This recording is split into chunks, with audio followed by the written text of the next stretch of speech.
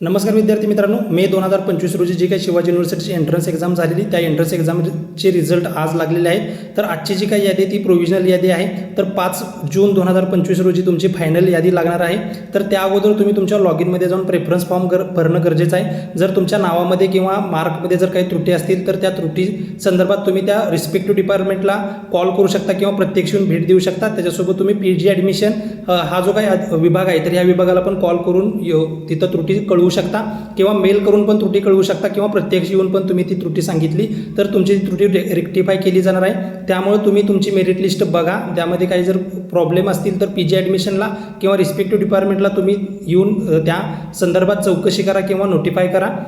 त्यानंतर तुम्ही तुमचे प्रेफरन्स देणं गरजेचं आहे। तुम्ही तुमच्या लॉग इनमध्ये जाऊन प्रेफरन्स द्या आणि जर त्यामध्ये काही जर प्रॉब्लेम आले असतील तर तुम्ही पीजी ॲडमिशनला किंवा त्या रिस्पेक्टिव्ह डिपार्टमेंटला जर येऊन चौकशी केली तर तुमचे सगळे प्रॉब्लेम रेक्टिफाय केले जातील।